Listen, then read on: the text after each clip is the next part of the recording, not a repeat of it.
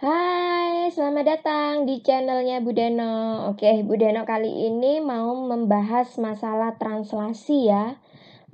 Jadi translasi ini dia tergolong ke dalam geometri transformasi.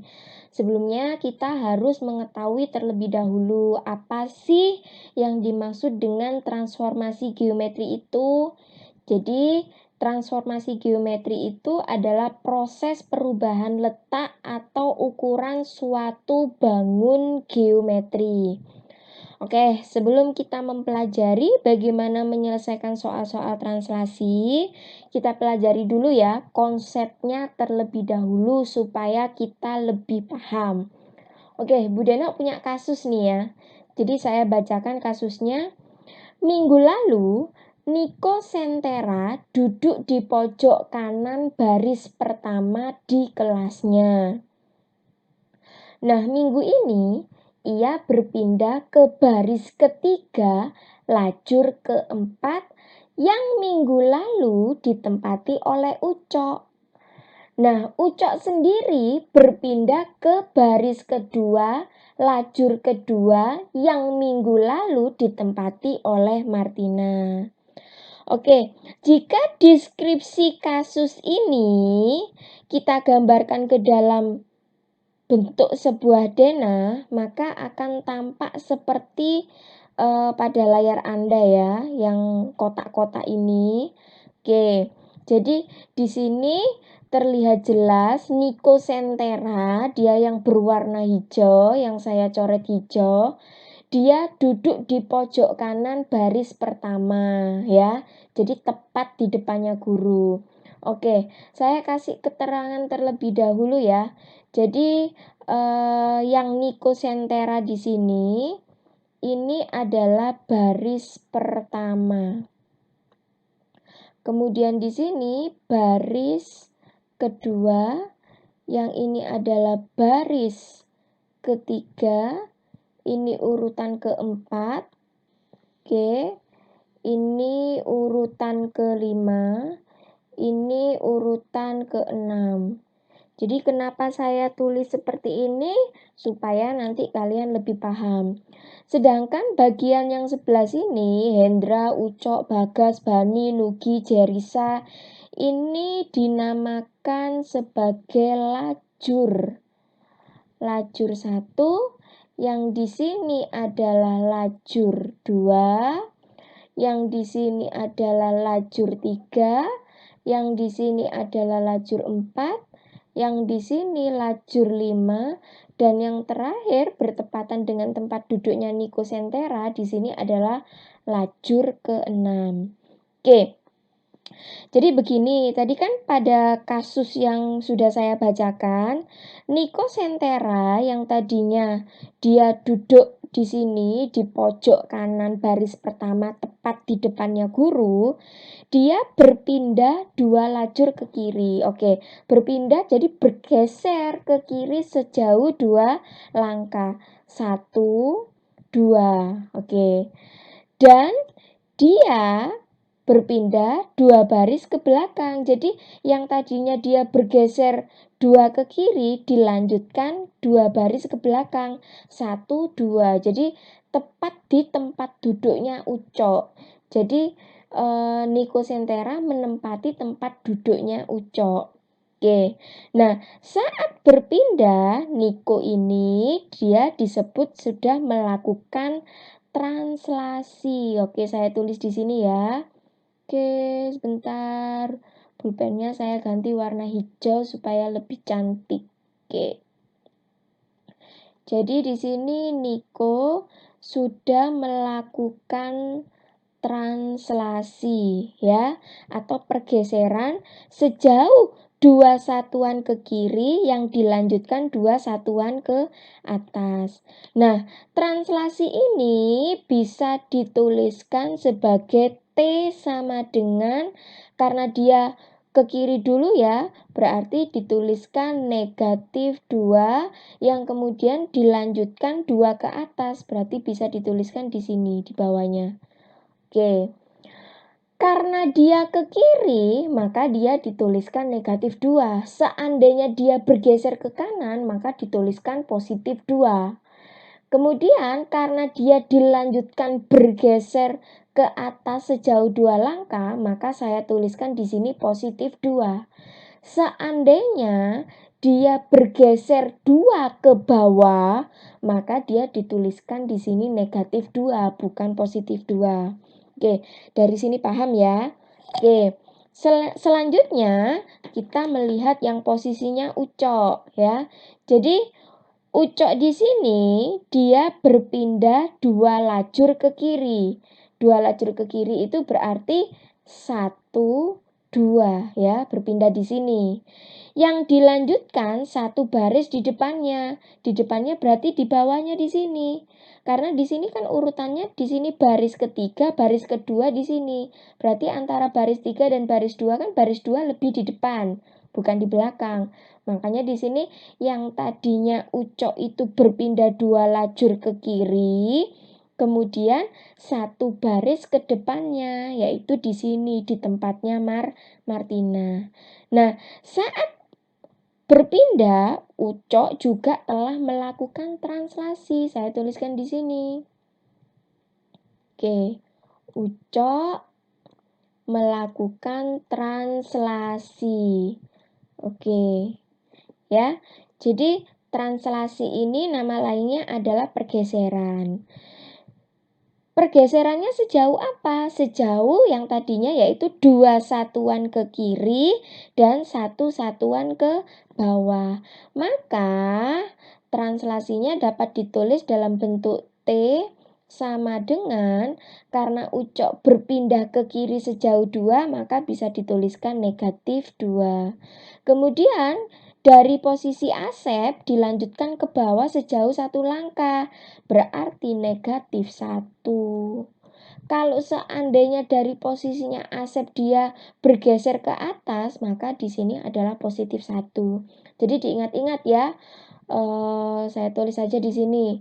Jadi positif itu bisa artinya adalah bergeser ke atas atau bergeser ke kanan. Nah, sedangkan negatif itu artinya bisa bergeser ke bawah atau juga bisa diartikan bergeser ke kiri. Oke, ini yang perlu dipahami ya. Oke, kalau kalian sudah paham tentang ilustrasi dari kasus ini, selanjutnya kita misalkan ya. Jadi ilustrasi yang tadi kita misalkan. Jadi misalkan tempat duduk Niko minggu lalu itu berada di posisi titik Px, Y. Jadi kita misalkan posisi duduk Niko minggu lalu itu adalah X, Y pada sebuah koordinat kartesius. Di mana translasinya dia tadi Niko mengalami pergeseran sejauh negatif 2, negatif 2,2. Di mana diketahui tempat duduknya minggu ini yaitu pada titik P aksen, yaitu bayangannya ya, bisa disebut bayangan atau hasil setelah ditranslasikan itu adalah X-2, Y plus 2. Oke, maka kalau misalnya saya gambarkan, jadi permisalan ini saya gambarkan ke dalam sebuah koordinat kartesius. Oke, jadi saya pakai warna hijau saja. Di sini posisi tempat duduk Niko kan P, X, Y. Misalkan posisinya di sini. Posisi P-nya di sini. X, Y ya. Oke, di sini saya buat garis bantu terlebih dahulu. Di sini adalah posisi awal adalah misalnya 0. Oke. Kalau kita lihat di sini berarti dari titik P ke bawah menuju ke sumbu X ini adalah titik X. Kemudian dari titik P di sini jika kita tarik garis bantu menuju sumbu Y, di sini adalah titik Y. Sehingga kita dapatkan ya, karena tadi ditranslasikan nih, ditranslasikan sejauh negatif 2, berarti dari titik P bergeser sejauh 2 langkah ke kiri. Misalnya di sini 2 langkah ke kirinya di sini ya. Oke. 2 langkah ke kirinya di sini. Warna merah ya. Kemudian dia dilanjutkan dari ke kiri 2 langkah dilanjutkan ke atas 2 langkah. Anggap saja posisi terakhirnya di sini. Nah, ini adalah posisi akhirnya, yaitu X-2 Y plus 2. Sesuai yang diketahui ya. Oke, jika kita tarik garis ke bawah, nah ini adalah X-2, titik X-2. Dan jika kita tarik garis ke samping, ini posisinya adalah Y plus 2. Oke, sebenarnya posisi P aksen X-2 Y plus 2, jika kita tidak mengetahui posisi P aksen, tetapi cukup mengetahui translasinya saja. Jadi dari titik P, dia bergeser sejauh 2 langkah. Saya tulis di sini karena dia bergeser sejauh 2 langkah, bergeser ke kiri 2 langkah, maka bisa saya tuliskan di sini negatif 2. Ya, karena dia dari posisi X bergeser ke kiri 2 langkah, maka posisi akhir di sini, ini koordinat titiknya berapa? Dia adalah X-2. Karena apa? Dari posisi awal P adalah X, bergeser ke kiri 2 langkah, maka didapatkan posisinya adalah X-2. Ya, sama dengan yang di sini. Karena tadi posisi awalnya adalah Y, kemudian dia ditranslasikan 2 ke atas, jadi dia di sini ditranslasikan 2 ke atas, maka didapatkan berapakah posisi P akhir? Posisi P akhir dari sini ke sini, yaitu Y plus 2. Ya, jadi maka didapatkan di sini Y plus 2 atau didapatkan posisi P akhir yaitu X-2, Y plus 2. Oke, dari sini bisa dipahami ya. Sehingga dapat saya tuliskan warna biru saja, yaitu posisi awal X, Y saya translasikan sejauh T negatif 2,2, maka dia akan menjadi P aksen X-2, Y plus 2. Jadi jika posisi awalnya tadi adalah X, Y, maka posisi Niko setelah dia bergeser tempat duduk menjadi X-2, Y plus 2. Jadi ini posisi akhirnya ya. Nah, sekarang coba kita perluas prinsip tersebut ya. Bagaimana cara memperluasnya? Coba kita perhatikan gambar yang ada di layar di sampingnya ya. Oke. Kalau misalnya saya punya posisi awalnya itu sama kayak tadi, yaitu titik P. Titik P di sini. Dengan koordinat X, Y.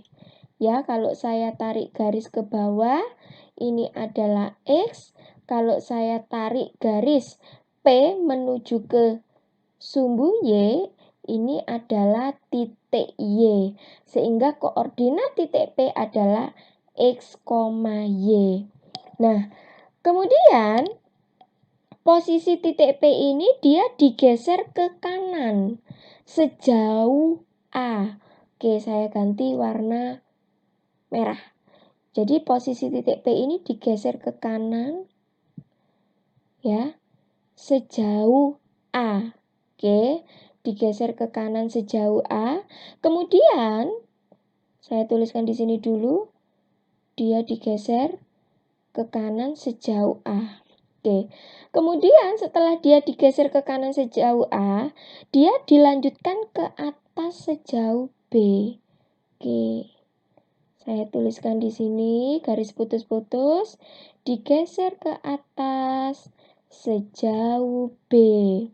Oke, sehingga didapatkan hasil akhir P aksen, hasil dari pergeserannya, yaitu koordinatnya X aksen, Y aksen. Oke, saya geser ke kiri ya. Saya tarik garis bantu, sehingga ini jaraknya sejauh B. Kemudian ini adalah titik Y aksen, sedangkan yang bawah di sini titik X aksen. Pertanyaannya sekarang, berapakah koordinat X aksen, Y aksen? Oke, jika kita lihat, coba kita telusuri. Ya, kita telusuri. Ini tadi kan posisinya, ya, jarak dari P menuju ke sumbu X, ini kan tadi jaraknya adalah Y, ya. Jaraknya adalah Y. Jadi bisa saya tuliskan di sini jaraknya adalah Y.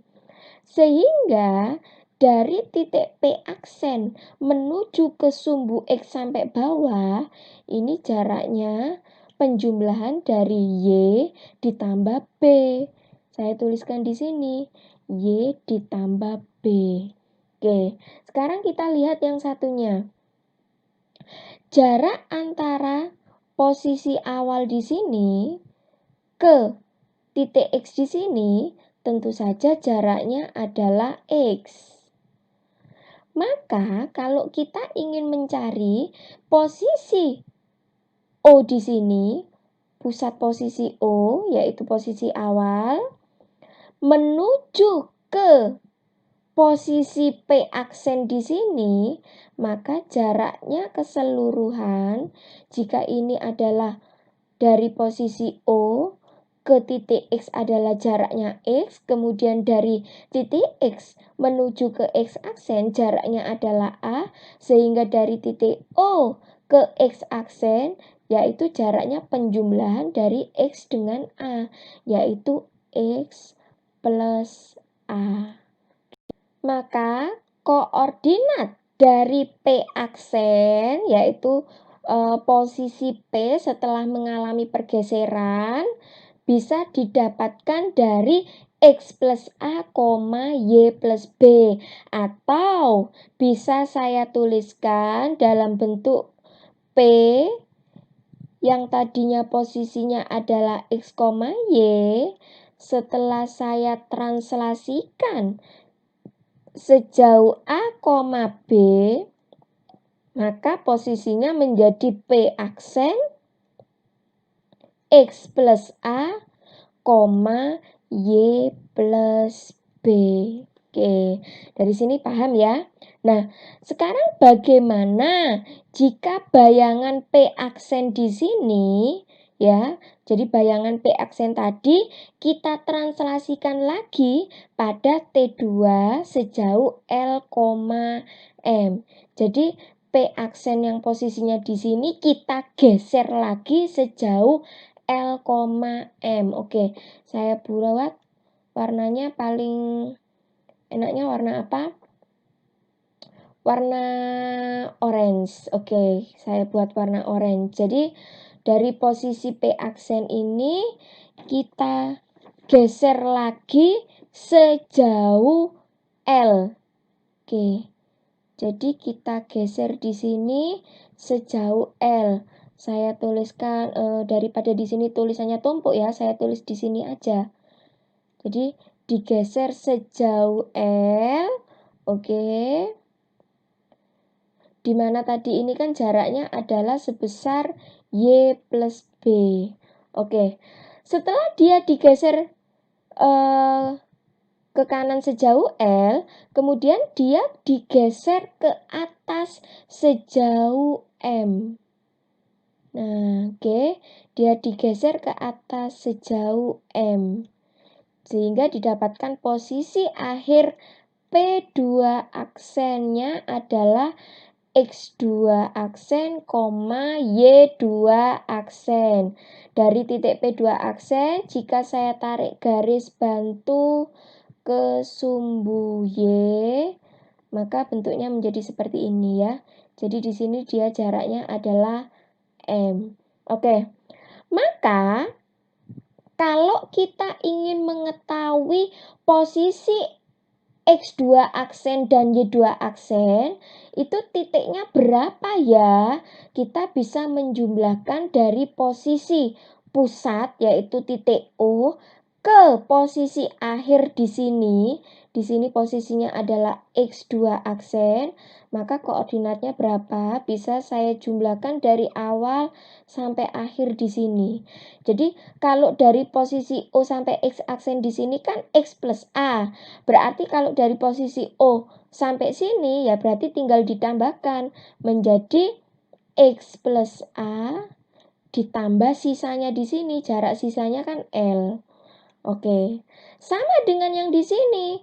Maka posisi Y aksen bisa didapatkan dari posisi 0, posisi O sampai ke posisi terakhir Y2 aksen di sini. Ini kan posisi Y2 aksen. Nah, maka didapatkan posisinya terakhir adalah Y plus B. Karena tadi di awal dari sini sampai sini kan ketemu Y plus B. Ditambahkan posisi sisanya yaitu M. Sehingga Y plus B plus M. Nah, dari sini paham ya? Sehingga bisa saya tuliskan nih. Bisa saya tuliskan P aksen, di mana tadi posisinya adalah X plus A, Y plus B, yang ditranslasikan sejauh L, M, di mana ini adalah translasi kedua ya.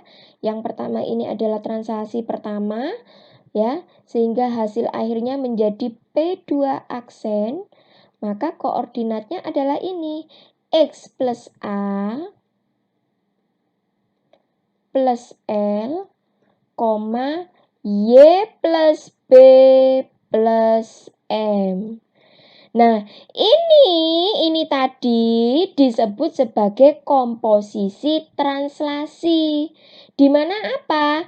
Translasi pertama kita lanjutkan dengan translasi yang kedua.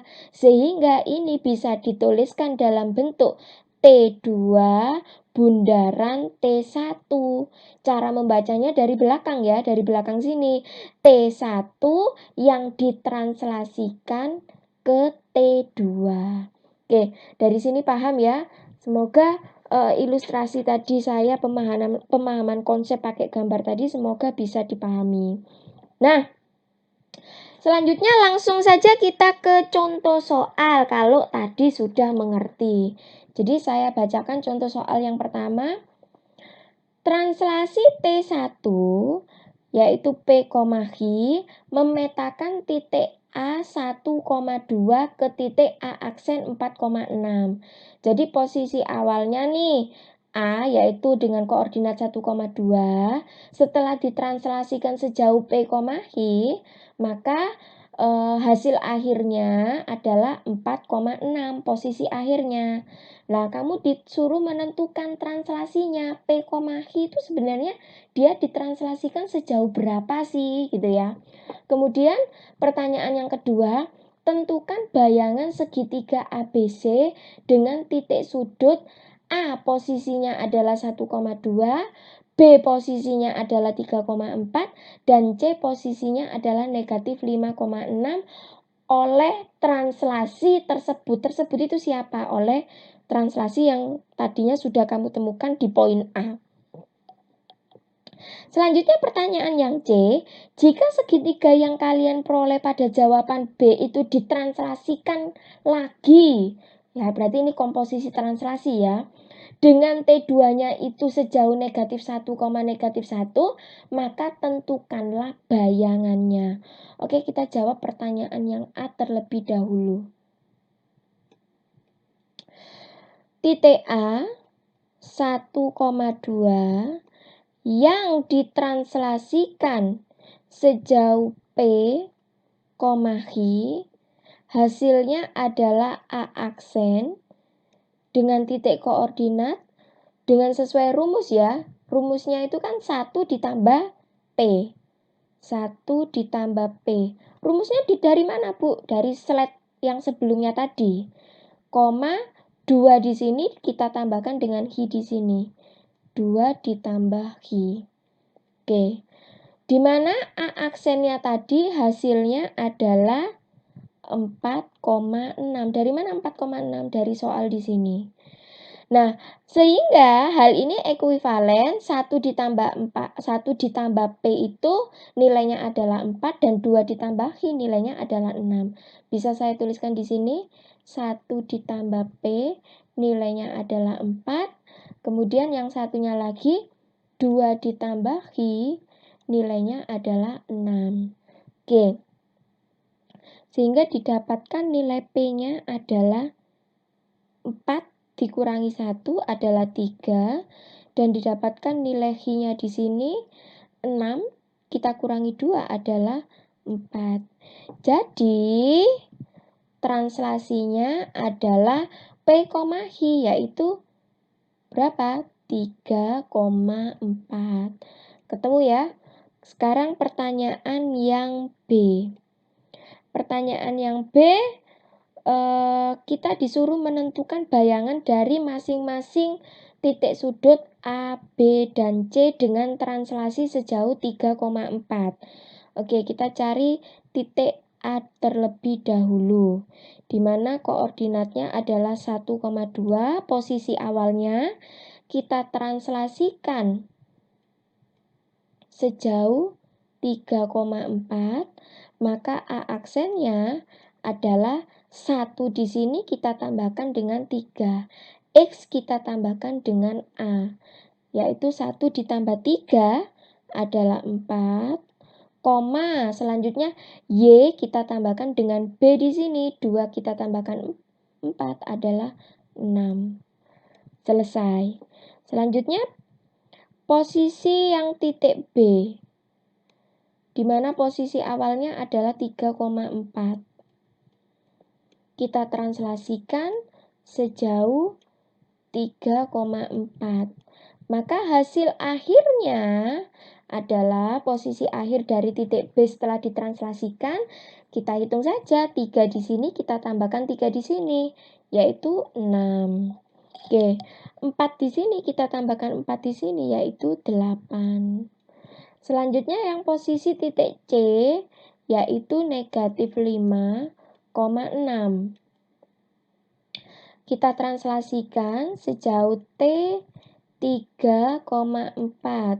Maka posisi akhirnya yaitu negatif 5 tambahkan dengan 3. Berarti hasilnya adalah negatif 2,6 di sini tambahkan dengan 4 yaitu 10. Oke, jadi A aksen, B aksen, C aksen ini adalah bayangan dari segitiga ABC. Bayangan itu apa? Hasil setelah digeser ya. Jadi menghasilkan A aksen, B aksen, C aksen. Selanjutnya pertanyaan terakhir yaitu C. Oke, jika segitiga A aksen, B aksen, C aksen ini kita translasikan kembali dengan translasinya sejauh negatif 1, negatif 1. Maka menjadi apa? Oke, kita cari A aksennya tadi adalah 4,6. Yang ditranslasikan T2-nya sejauh berapa?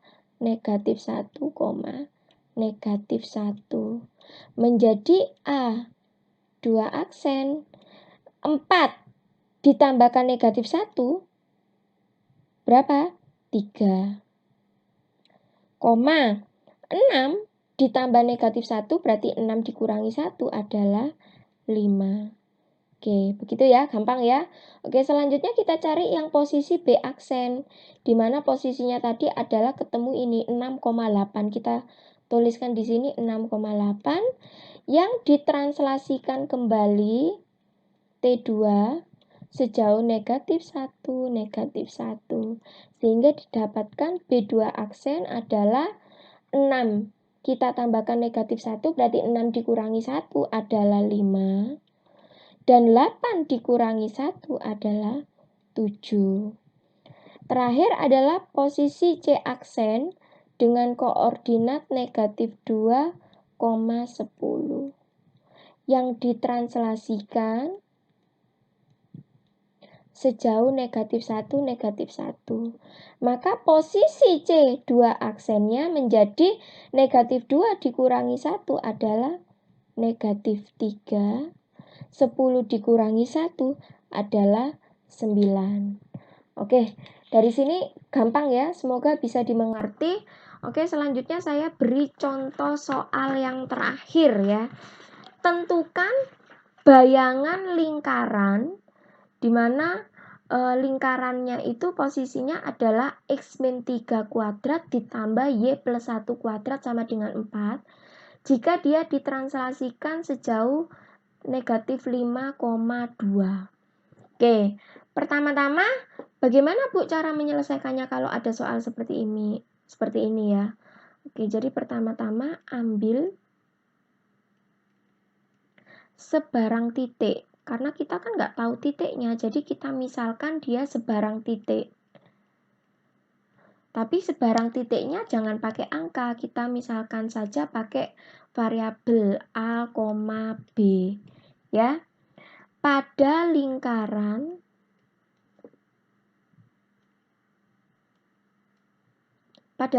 siapa? Pada lingkaran ini yang terdapat pada soal. X-3 kuadrat ditambah Y plus 1 kuadrat sama dengan 4. Sehingga diperoleh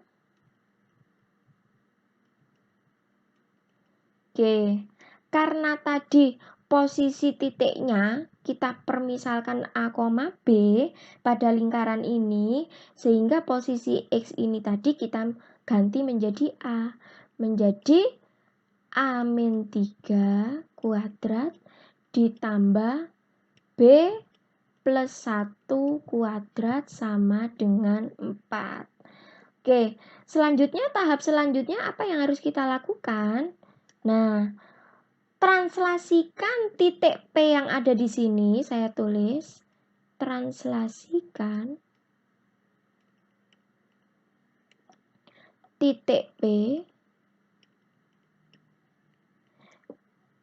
dengan translasi sejauh negatif 5,2 sehingga akan diperoleh, oke, saya tulis satu persatu supaya paham. P-nya di sini adalah A, B yang ditranslasikan sejauh negatif 5,2, maka P aksennya menjadi sesuai rumus ya. Kalau sesuai rumus kan berarti posisi A di sini kita tambahkan negatif 5. Berarti kan menjadi di sini A-5, B-nya di sini kita tambahkan dengan 2. B plus 2. Nah, jadi posisi titiknya nih, posisi akhir setelah dia ditranslasikan, hasilnya adalah A-5, B plus 2. Ini disebut sebagai apa? A-5 di sini adalah A aksennya, dan B plus 2 di sini disebut sebagai B aksennya. Nah, selanjutnya kita cari nilai A itu sebenarnya berapa sih gitu ya. Oke, karena posisi A aksennya di sini adalah A-5, maka nilai A-nya berapa? Yaitu A aksen plus 5. Oke, dari sini bisa dipahami ya. Ini posisi nilai A-nya. Oke, selanjutnya kita cari yang posisi B aksennya. Posisi B aksennya yaitu B plus 2. Sehingga B-nya sendiri berapa? B aksen min 2. Oke, dari sini bisa dipahami ya. Oke, sip. Nah, kalau A-nya sudah ketemu, B-nya sudah ketemu, di mana A sama B ini kan posisi titik P ya. Tadi kan kita misalkan A, B lah. Kalau sekarang kan sudah ketemu, di mana A-nya itu adalah A aksen plus 5 dan B-nya adalah B aksen min 2. Nah, sekarang substitusikan nilai A dan B-nya ini ke dalam bentuk persamaan. Oke. Saya tulis di sini, substitusikan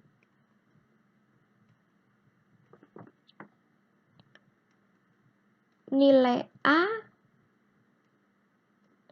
dan B ke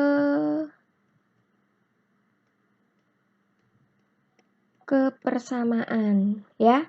Jadi kita tuliskan karena tadi koordinatnya ini adalah X min 3 ya. Saya tuliskan di sini X min 3 kuadrat ditambah Y plus 1 kuadrat sama dengan 4. Dimana tadi kita misalkan bahwa X di sini kan adalah A ya. Dan Y di sini adalah B. Oke, maka A di sini kita gantikan yang A aksen plus 5. Menjadi berapa? A aksen plus 5 min 3 kuadrat ditambah B-nya di sini siapa? B aksen min 2. B aksen min 2 plus 1 kita kuadratkan sama dengan 4. Oke, selanjutnya ini kan bisa disederhanakan ya. Menjadi A aksen 5 dikurangi 3 adalah 2 dikuadratkan ditambah B aksen min 2 ditambah 1 adalah min 1 dikuadratkan sama dengan 4. Oke, jadi bayangan dari X min 3 kuadrat ditambah Y plus 1 kuadrat sama dengan 4. Jika ditranslasikan dengan T-nya tadi berapa? Yaitu negatif 5,2. Maka bayangannya adalah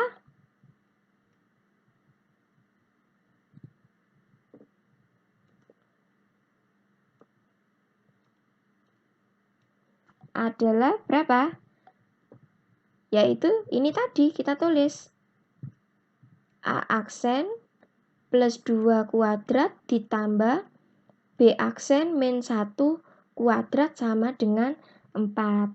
Atau dengan kata lain kita kembalikan ke dalam variabel X, yaitu X plus 2 kuadrat ditambah Y min 1 kuadrat sama dengan 4. Selesai. Oke, itu ya yang bisa saya sampaikan pada materi translasi. Semoga bermanfaat dan mudah dipahami. Kalau misalnya ada yang tidak dipahami, belum mengerti, silakan tinggalkan pertanyaan di kolom komentar. Oke, nanti saya akan berusaha menjawab sebisa mungkin. Kalau saya sempat membaca, saya akan membahas ya. Oke, sampai ketemu di konten selanjutnya di berbagai macam soal-soal translasi.